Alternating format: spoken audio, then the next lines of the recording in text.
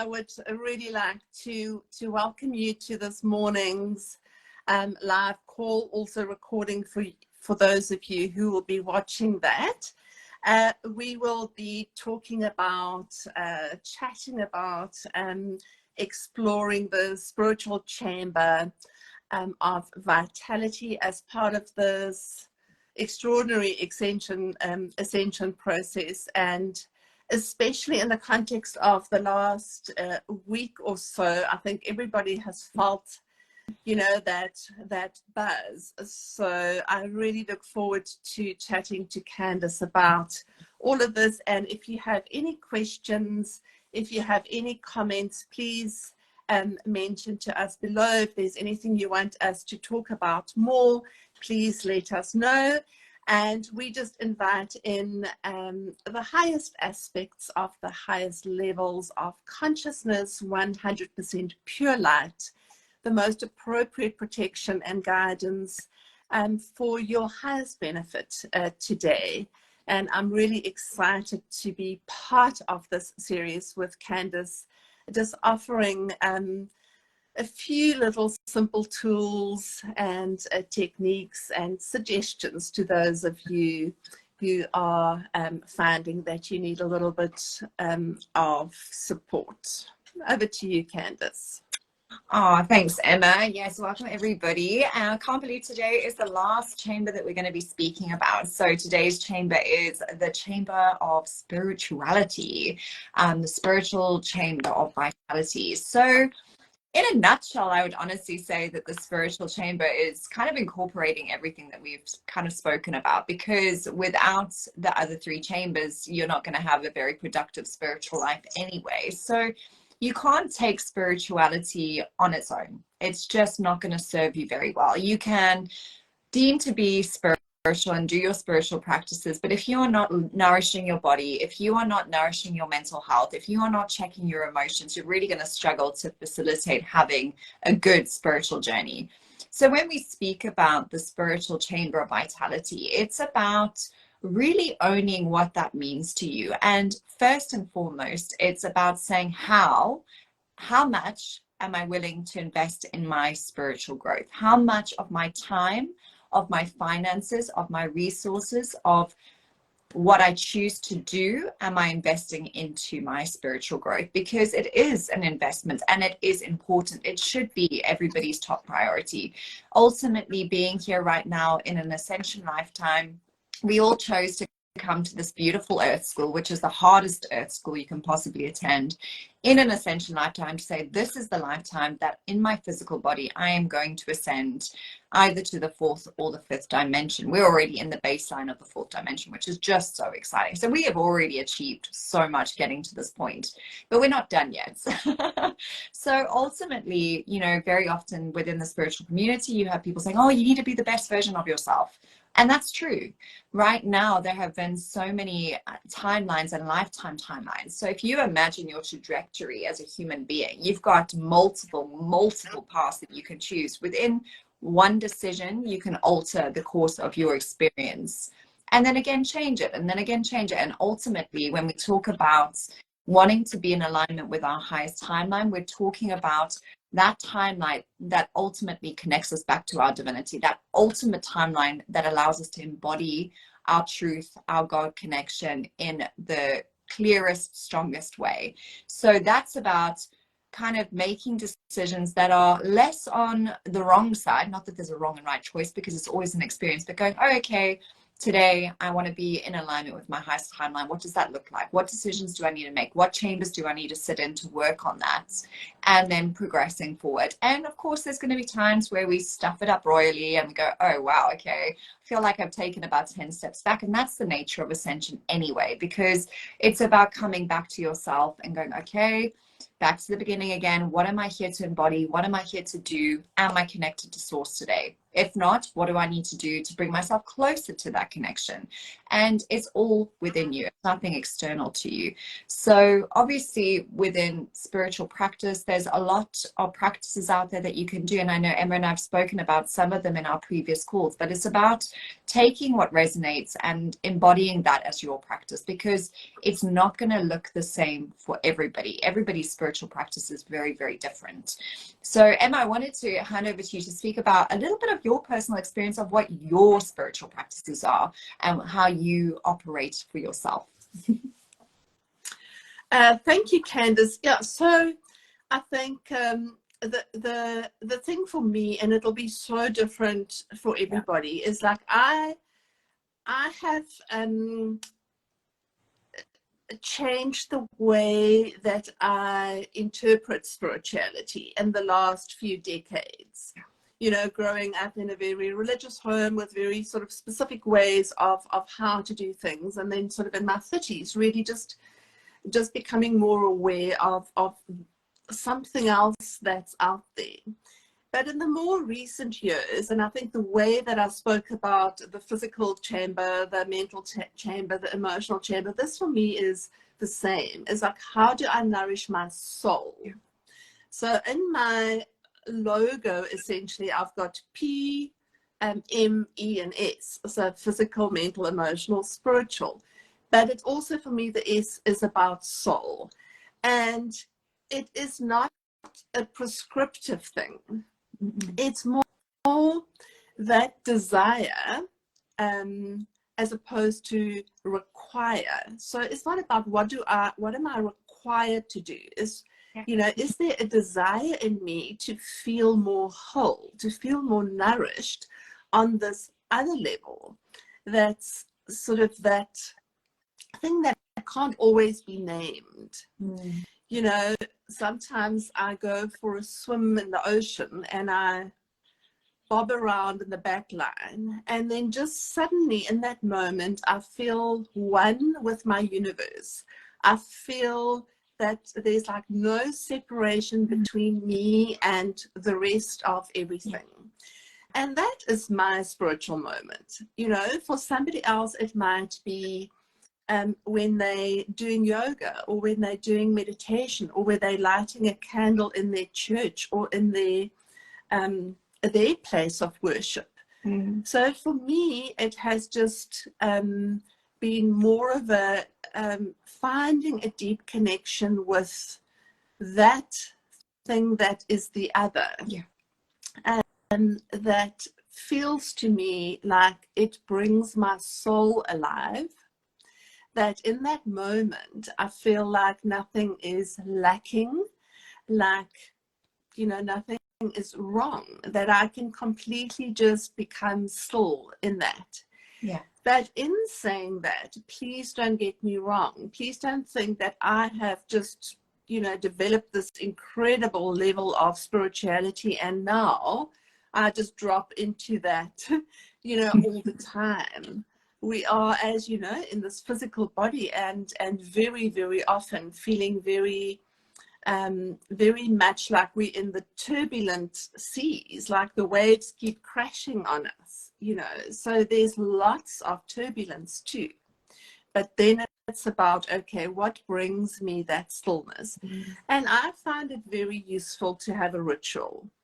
So, you know, something every day that becomes, it is a discipline, but it's also my commitment to my soul to say, when I light the candle, or when I draw a card from a pack, you know, as guidance, or when I just set up a space that feels supportive for me to work that day, all of a sudden I sense that like spirit rushes in, you know, in all its different forms, whether it's angelic or, you know, all sorts of things that people talk about. But I think we've got to stop striving for something that feels or that sounds like it works for someone else, and start to identify where you draw on your nourishment, and where is it where you feel really connected with, whether it's God or source or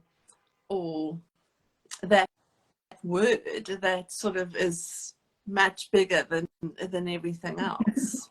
Absolutely. I think you're so right. It's definitely a very personal journey, and it has to hold resonance. There's absolutely no point in investing in oracle cards or tarot decks if you have no interest in it whatsoever, because the minute that you're purchasing something to support yourself on this journey and you've already got resistance, it's not going to serve you. And that's the thing. I mean, in the very beginning of a spiritual journey, you know, you're inundated with information saying you need to do this, you need to do this, and then this needs to be a part of your practice. You need to spend X amount of hours like this. And if you're not, somewhere along the line, you're falling short of what the spiritual journey is. But it's not measured against anyone or anything. It's the level to which you can embody your divinity. There is no way that any single one of us can look at another being and say, oh, you're not enlightened enough. Oh, you're missing the mark. Oh, you're not where you're supposed to be on your journey, because we have zero idea of what it is they came in and are contracted to experience in this lifetime. It could well be that they have no lessons to learn in this lifetime, and that they are only here to wake up at the very last minute with the solar flash. Is that for us to now judge because they have no lessons, or it would deem that we see that they're going through no lessons? That's their contract. It's not for us to decide. So it needs to be something that is deeply resonant to you and you alone. It's not about going out there and going, okay, so-and-so told me to do this, so-and-so told me to do this. And this is even where we as beings that offer support to humanity and soul support also need to be careful, because you and I are not here to say this is what you need to do, this is what you need to do. We're here to gently guide and say, this is what we've come in, this is our purpose, to help humanity, to help them ascend, to return to their divinity. And these are the practices and modalities that we offer to ultimately help you return back to where you know yourself to be divine. But it's not for us to say you will do it and it will make your life better, because for some people it just will not resonate. So another thing that's also very important in understanding kind of the spiritual aspect is to really look at your divine feminine and your divine masculine energy, because we all come into this experience with pretty much one of the energies quite dominant. So for example, you know, the masculine energy, and it's not gender based, it's just energy based. You know, you could be a female in gender and be masculine dominant. That doesn't make you manly, if you want to call it that. The masculine energy is obviously the go-getter, the action, taking action, doing stuff, getting stuff done. Whereas obviously the feminine energy is more of the creative energy, the slow, the go with the flow, the easy, the more nurturing, slow down, pretty side of energy. And so even individually, we can ask ourselves, which one do I fall more dominantly into? I mean, I have really had to work quite hard at kind of realigning my feminine energy and bringing that into my masculine energy, because when you're out of alignment, you miss out on being able to stop and literally smell the roses and see the beauty around you when you are dominated by masculine energy. So that is one thing to really look at. Is, I mean, there's tons of resources into masculine and feminine energy, and you need to be in alignment with both, because as they work together, it is masculine and feminine energies that rise almost like the kundalini snake intertwined, and you have to have the balance of those energies. So that is one thing that I would highly recommend people explore, just because it's fascinating when you start to realize, oh my goodness, you know, I have a creative side to me that I never thought I had. Wow, I never thought I'd enjoy doing that. And it opens up a side to you, that another aspect that you get to go, oh, I'm reclaiming that part of myself. That's beautiful. You know, it's the same as going, okay, there's a part of me that loves to be in control and it doesn't serve me. Okay, well, let me let that go. You know, if it doesn't serve you, you don't need it. Even if it meant that for a season, it served you. So a lot of introspection on, is this serving me? If it's not, let me let it go. And let me bring something else into alignment with what's going to serve me now. And that can change. Gosh, it can change on a daily basis. But it's being as true to you in this now moment. What do I need? What serves me right now? And bringing that into your field. And Emma, I know that you also offer some really beautiful supportive modalities, and I just wanted you to share a little bit about what those are, because I know that there are so many people right now that do still look to practitioners for assistance to get them started on their journey. So I'm going to hand over to you to share a little bit about what you actually do. Thank you. Yeah, so in my practice, in my background in nutrition, dietetics, functional medicine, I noticed, or I identified, or I realized about 20 something years ago that unless we acknowledge this need for spiritual support, that we can't separate that. So if somebody comes to me with a physical ailment, whether it's digestive disorders or headaches, Western medicine tends to just focus on that, and then they will send you to the psychologist for your emotional support. You know, they will send you to the church or whatever else for this, but it's almost like things become very separated. In my practice, and then bringing in the healing modalities with angelic Reiki, energy medicine, my intuitive work, and the healing side of things, I felt that was giving people, or offering somebody, that additional support where, you know, you can't say, go and read this book or go and listen to that YouTube recording always. So for me, in a session, whether somebody is here for a healing session or whether they're here for a nutritional guidance and support and health session, and I would identify the different ways in which they can support themselves on each of these levels: physically, emotionally, mentally, spiritually. Also helping them to identify where the depletion is coming from. You know, in functional medicine, we call it, you know, there's like 28 holes in the bucket. So saying that people try and put all this nourishment in, but, you know, they feel it's not helping. So sometimes it's quite useful to do this exercise and to then identify, where am I losing my energy?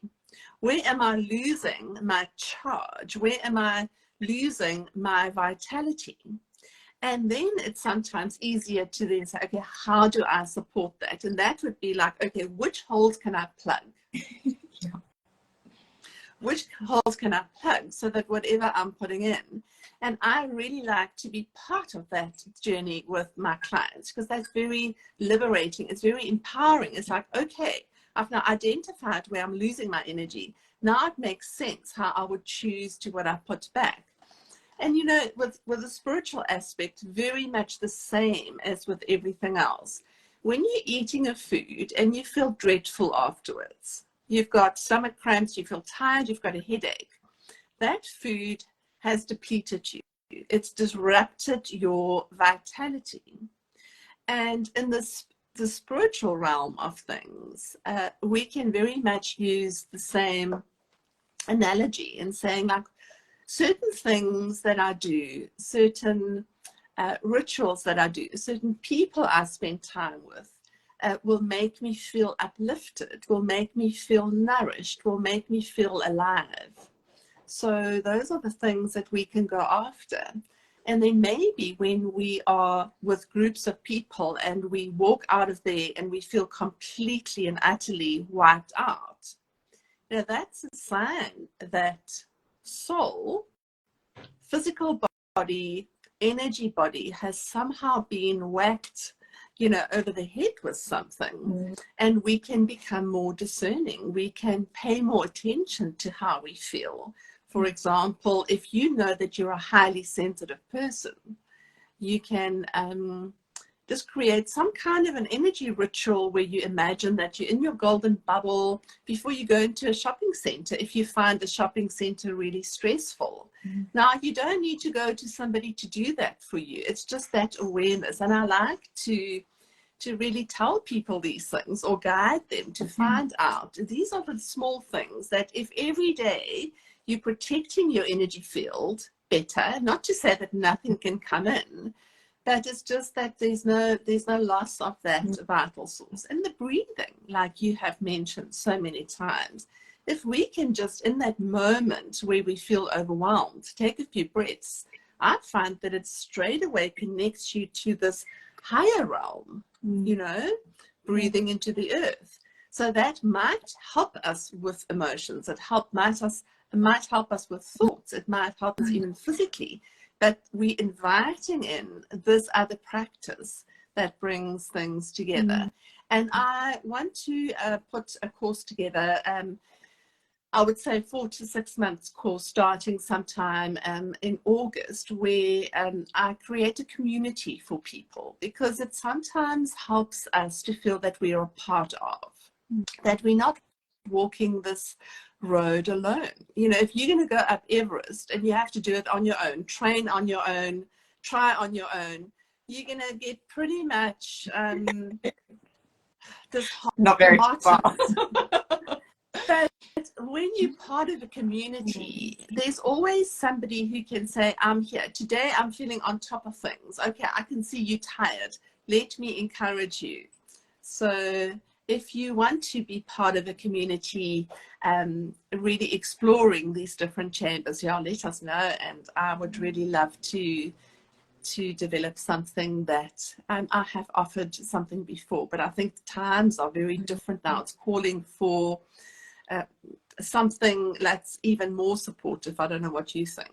No, absolutely. I mean, we're in a season right now where a lot of contracts are coming to an end, you know, soul contracts. When we obviously chose to incarnate, we decided, okay, I'm going to have all these lessons and all of these contracts with all these people. And I know a lot of people right now are sitting going, oh my gosh, I just don't understand it. Like, all of a sudden I had all of these friends and now I have zero desire to spend time with them, or they've moved away, or they've ended the friendship. Like, what's going on? And it's just to reassure everyone that we're just in a season where those contracts are now coming to an end, and we are really being forced to not be distracted by anything and really come back into ourselves and go, okay, cool, I've done the lessons, I've cleared the karma, I've cut the cords, now what? And now it's really about going, okay, well, the only thing left to do is to embody my divinity. And that means reclaiming all of my power back, because every time that we had a contract with someone or a karmic debt or a cord, we gave our power away inadvertently. And it's about going, okay, cool, so I now need to celebrate the end of this relationship, but I also need to claim back my power from that relationship. So, you know, I found that when I spent time with this person, my energy was drained. I gave my heart, my soul, my mind, everything to this relationship, and now I'm going to take that part of me back. And if that means that that relationship ends, it's about releasing that relationship in love and going, oh my gosh, I'm claiming myself back. And every time we make a decision where we are in the center of self-honoring, we are pulling our power back into ourselves. And the more that we do that, the more it's like a broken mirror that we're now taking back the shards and we're gluing it back together so that we can see the true reflection of who we are. Because living in the matrix and living in this, well, not so much 3D anymore because we're not there anymore, but it was as though we were looking at ourselves in a broken mirror. It was distorted. It was not accurate. It was broken. It was blurred. Now we're able to put our mirror back together and really see the truth of who we are, standing in our wholeness. But that can only happen once we return all the pieces back to us. So that's a really beautiful process that we're going through right now, but it can feel incredibly lonely. There really will be times where you will feel incredibly lonely, and you will lose a lot of friendships and family members, and often it's referred to kind of as a resolution lifetime. Like, this is quite a resolution lifetime, in that we are resolving all of the loose ends and bringing them into fruition for our next journey. So it can feel that way, but also I think right now is a time to get really excited. The veil is lifted. We have direct connection undistortedly to source, which means that we are able to sit in our own field of wisdom and really, really experience the magic of who we are. And I think for me, the most exciting thing about the work that I do is enabling people to go, what? I can do that? I'm that powerful. I have that energy. Because very often people forget that we are all the same, from the most highly evolved beings that are doing daily miracles for themselves to those of us that have just woken up going, what's a chakra? You know, we are all the same, and we all have direct connection to source. There is nothing that makes any one of us any more special or any more gifted or any more energetic than any one of ourselves. So what I love about what I do is being able to see the look on people's faces when they realize, what? I can do that. I can heal myself. I can step into my power. And then when they start to see what happens when you're in alignment, oh my gosh, like, I'm manifesting. I never thought I could manifest. You know, I say things and it happens. Oh my gosh, when did that come right? You know, so I think I love your idea about community, because right now with people feeling lonely, it is such a beautiful thing to be able to go, okay, so I'm going through this thing. I'm not expecting anybody to fix it for me, but to have an echo chamber of support, to have an echo chamber of sacred space, to know that you are held, and to know that you're not the only one going through this ascension process. Because as much as it's happening to us individually, it's obviously happening to us collectively. So the more to which you can embody, the more you're affecting the collective, and the quicker we get this roller coaster started and we get on with this, which is ultimately what we want to do. So I love the idea around having a community group that can support one another during this process, without judgment, without shame, without really too much of, oh, this is what I do, you should do it too. You know, it's about, well, guys, this is what I do and it works for me. If it resonates, use it. If it doesn't, kick it to the curb. No offense taken, you know. And it's a lot about why I've also changed the way that I do my practice, because I found a lot of the time people became very codependent. They realized that, oh, I've got someone that I can go to fix me, and I'm just going to keep doing that, without realizing that they've got everything within them to do the work, and they can actually fix themselves. Not that we need fixing, because we're not broken, but it's about bringing those shards back together to bring us back into wholeness. So yeah, it's a really beautiful thing to be able to support humanity during this time. And you know, I trust that all of our recordings this far has really resonated in giving people bits and pieces that they can go, oh, that kind of sounds cool. I'm going to go read up about it, or I'm going to go sit with it in my field and see how it resonates, you know. And yeah, getting people excited about this journey, because it doesn't have to be this overwhelming, scary thing that you're just never going to do. But yeah, it's very exciting, Emma, and I'm excited to see the balance of this year and what's going to happen, because so many people are realizing what they've come here to do, and it's going to be something that continues to happen in the next coming months. It's very exciting. What are you thinking about where the collective is at the moment? What are you seeing? Yes, so for me, I've been so curious, you know, in the last, I would say, or more than 10 years, but specifically the last 10 or 11 years, to see, okay, what is unfolding? Because a lot has been written about this, but of course we only know what is going on when we're in that experience. Mm-hmm. And so at times, as you've all known, it has felt really crazy, like just what is going on? We feel like we're out of our bodies, back in our bodies. You know, talking about the ascension process, which you know, Candice and I decided was part of this discussion. And for those of you who are not familiar with these terms, I thought about it again yesterday. You know, I just assume that people have been listening to certain things, but everything has sped up. Everything has sped up to a rate that, you know, it's just been insane what our physical and energy bodies have been having to integrate and absorb.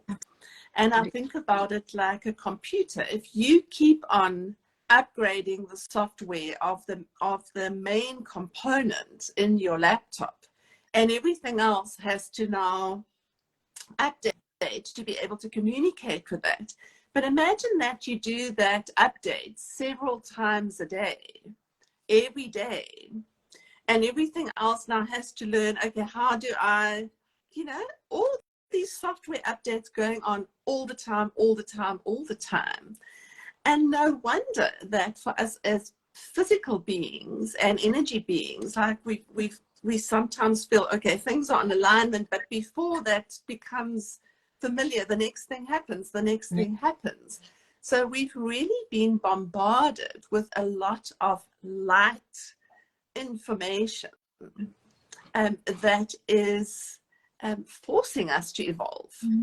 And this ascension process is about evolution. It's about really becoming, in a sense, this big light being that can hold more light.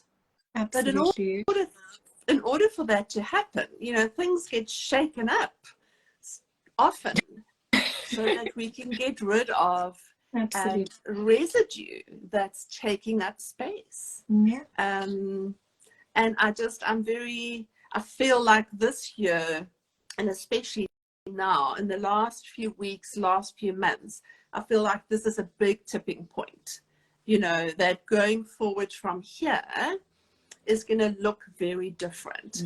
And I was wondering what you do. I mean, for me, every morning and every night, besides the other things that I do during the day when I feel I need a little bit of just coming back into my body, but you know, what do you say in the morning? What do you say in the evening? For me, in the morning, I'll wake up and I have trained myself to say, thank you for this beautiful day with infinite potential, beautiful opportunities, and just thank you, body, for helping me to walk through this journey. And in the evenings when I go to bed, I literally do the same again of just thank you for this amazing day. Thank you for resolving things while I'm sleeping. Thank you for clearing out whatever shouldn't be here while I'm sleeping effortlessly. So it's not always effortless, but I think it's good to sort of start to have a habit of rehearsing certain things. Do you have any tips for that?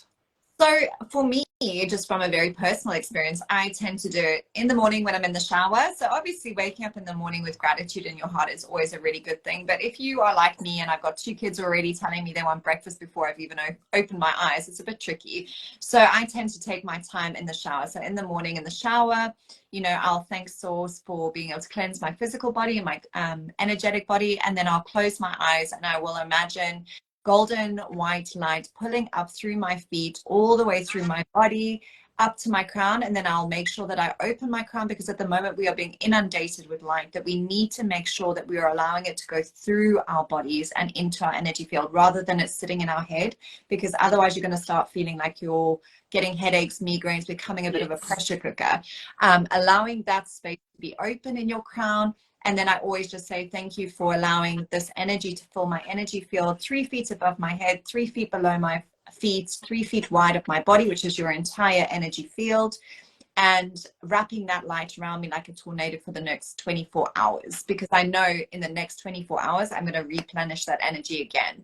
And then I also do it for my dogs, my cats, my house, my husband, my 2 kids, if it's in alignment with their highest good, just because I like to extend that love to them if it's in alignment with them. And then I tend to try to make sure that my day is a walking meditation. So what that looks like for me is when I go outside going, oh, I recognize the sun is out today. I can see the trees. I acknowledge my dogs, just slowing everything down to just be with my environment and what's around me, and to really use my senses. Like if I'm having my cup of coffee in the morning, to really smell what it smells like, what it tastes like, to really slow down and just absorb all that you are doing, because everything is energy. So you want to be mindful when you're with it. And then obviously going about my day, I always try to do a meditation at least once a day. And that does not look like 5 hours in lotus position. That's just me coming into my center, which we've spoken about before, doing breath work, coming into my heart space, feeling my heartbeat for a few minutes, breathing into my heart and carrying on. And then obviously before I go to bed, always in bed, I go into gratitude. And whenever I'm in gratitude, I actually fall asleep from gratitude straight into dream space. So for me, I might get through 1 or 2 gratitudes and then it just drops straight into my heart and I connect with divinity and I go to sleep, and that's my protection. And obviously, you know, I love working with the archangels as well. So calling in the angels of the highest frequency for my highest good and all of those sort of things. It's all very personal to anybody whose connection they have. So for me, I love my guides, but I don't know my guides' names because it's just not something I've needed to know at this point in my life. So I can call in my guides, but I don't call them by name. But I do work with Archangel Michael when he's around. So I know to work with him. But for everyone, it's very, very different. And what you want to do. I mean, I know for my daughter, like she absolutely loves the singing bowl. So she'll often play with the singing bowl to ground herself, or the crystals. My son as well, like they love the music. They always go to sleep with high frequency music. I also try to, if I can, just to have like 15 minutes of solfeggio frequencies or binaural beats or something like that, just because I find it settles my energy field. And as you've spoken about before as well, going to sleep without the Wi-Fi on, because that's also all a part of a ritual. That's you supporting yourself to the highest potential, doing those sorts of things to make sure that you are doing the best for yourself. If that's an Epsom salt bath and candlelight before bed, do those things. It doesn't have to be, this overwhelming, like, oh my goodness me. Just when you remember, some days I don't remember, and that is absolutely okay. And I'll get to 1 o'clock in the afternoon, I'll be like, oh, I haven't really protected my energy today, but I also know that my God spark is enough to protect me, and my light always protects me. So even though my intention is to bring emphasis to that protection, I know in my heart, in my God spark, that I am protected. So when you can get to that point of acceptance of self, then there's actually a point where sometimes you don't even need as many rituals. If I think back to the amount that I used to do a year ago versus what I do now, it's simplified quite a lot, because you just know, you just get a deep knowing that you are.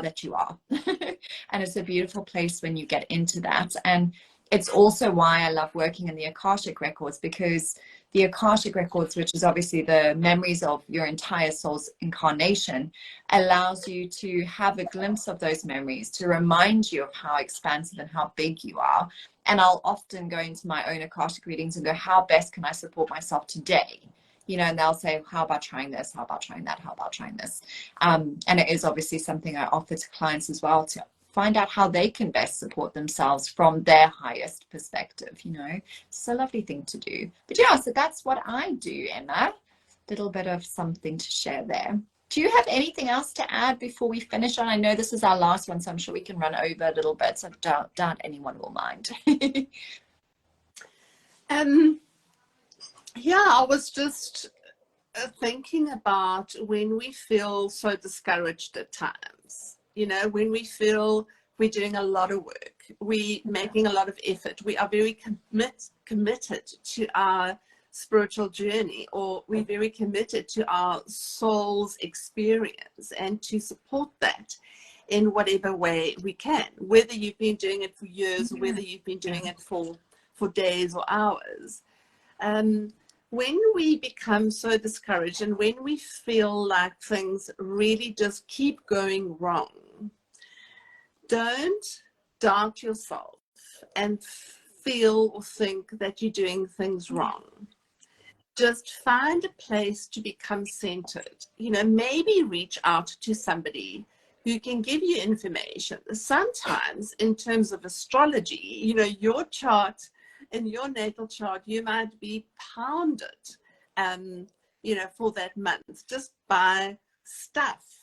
That's just, it's not because you're not good enough. It's not because you've not learned your lesson well. It's not because you now need to, try harder. Sometimes we can get this information, whether it's a Akashic record, or like I love to annually speak to an astrologer with my natal chart to say, just point out for me which months are going to be challenging, so that I can somehow not anticipate it. But when that happens, it's like, okay, this month I really need to look at my health. This month I really need to support my body, because astrologically I've got a few placements of things that are going to make a tricky terrain.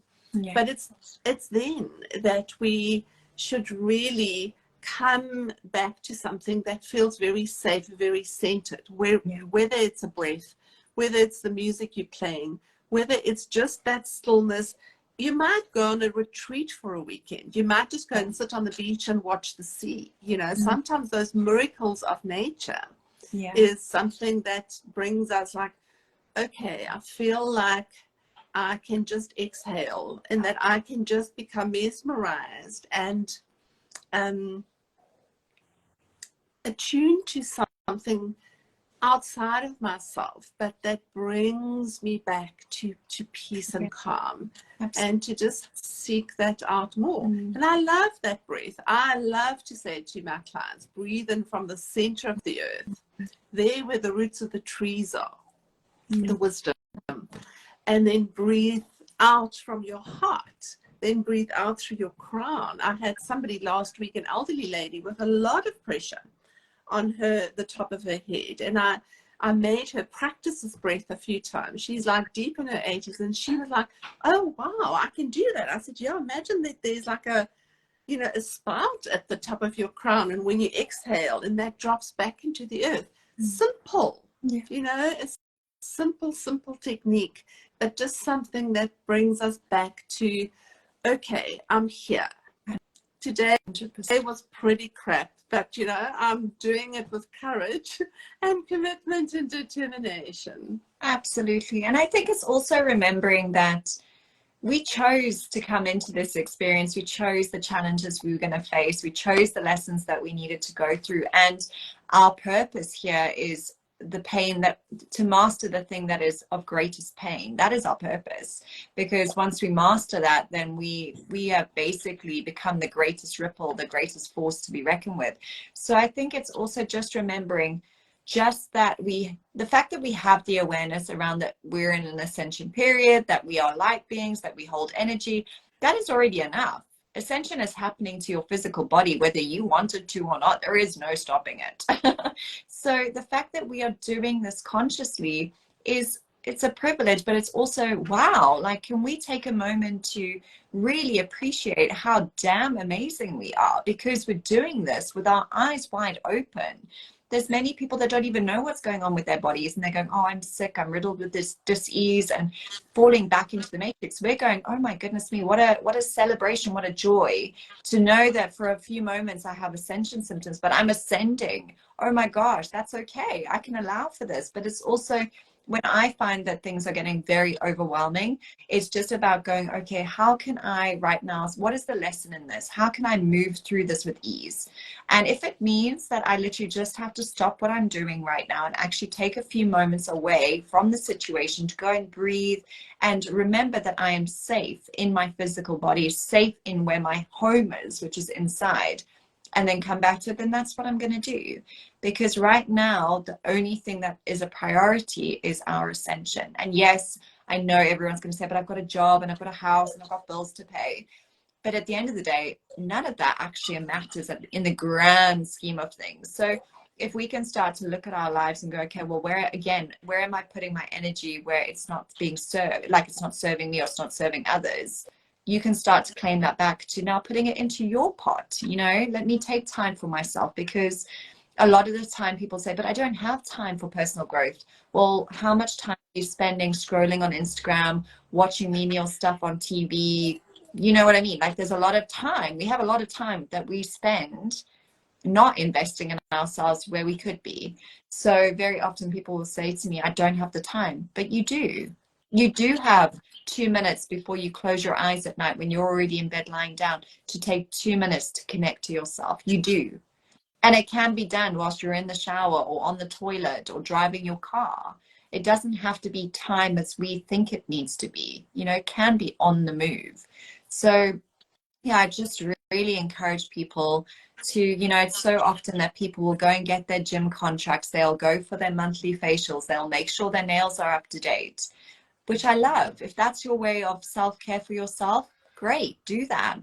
But are you checking in with your heart? Are you investing into the things that nourish your soul? Because if you're not, I would really encourage you right now to start doing that, because otherwise you're going to get to a point where you haven't got those coping mechanisms in place to support yourself during ascension. And then it is going to feel like, what happened? I don't know what to do now. So start investing in yourself. It's the greatest investment. And like we spoke about the last time, the minute you start sitting in your divinity, it becomes addictive. So it's just something you want to do. Like you were saying about swimming in the back line and having that moments where you were connected with all. those moments are priceless. There is no feeling other than that you want to be feeling every moment of every day, because it's pure bliss. It really is. And it's attainable. I mean, Emma, that's swimming in the ocean for you. I mean, that's not difficult, you know, for you.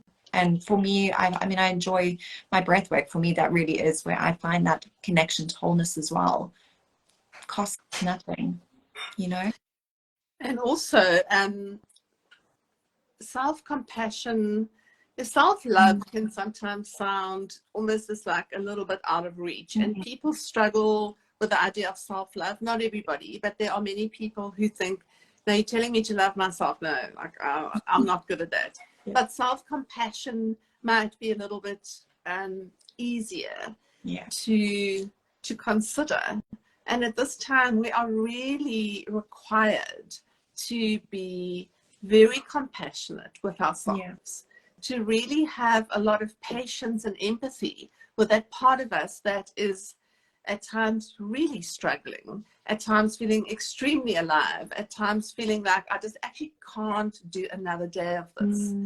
If we can just bring in some compassion, as if this is your best friend coming to you with her, pouring her heart out, and just have the same level of compassion with yourself as what you would have with your best friend, then that's a step closer to this holding that light and holding the door open for that light to come in. Yeah, absolutely.